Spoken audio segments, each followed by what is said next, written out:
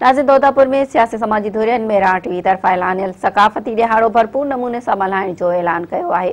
उन हवाले सां ॾिसूं था राशिद अली बबर जी ही रिपोर्ट। दौतापुर वेझो दाऊदजहानपुर में भी मेहरान टीवी सरवाण गुलाम नबी मोराई साहब जो ऐलान एकता ॾियारे 6 डिसंबर के हवाले से कयो वियो।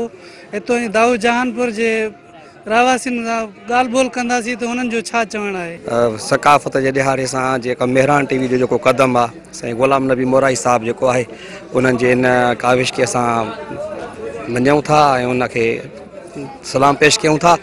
इहो असां सिंधियुनि जो बल्कि हक़ न आहे बल्कि ओ अज़ल खां वठी इहो असांजो हक़ आहे त असां हिन पंहिंजी सिंध खे दुनिया लेवल ते उभारण में हिकु अहम किरदार अदा कयूं। सिंध जे सकाफ़त जे ॾियारे सां 6 डिसंबर ते प्रोग्राम मल्हाए रहिया आहिनि। उन्ही जे हवाले सां ऐं हुन जेको आवाज़ उठायो आहे असांजे सिंध ऐं सिंध जे बेटनि जे हक़नि जे लाइ कराची कश्मीर खां सिंध कराची खां कश्मीर ताईं सिंध आहे ऐं उन जा जेके बि बेट आहिनि मादनियात आहिनि जेके बि वसाइल आहिनि उहे सिंध जा आहिनि ऐं उन्हनि ते असां सिंधियुनि जो हक़ आहे।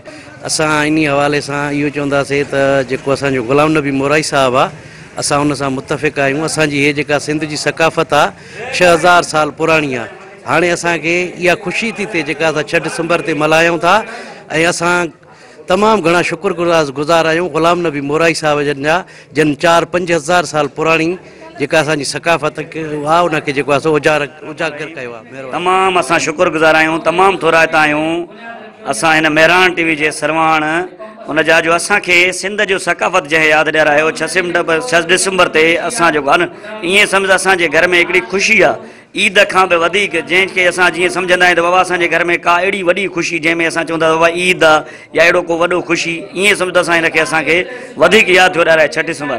कैमरा टीम सां गॾु राशिद अली बबर, मेहरान टीवी न्यूज़।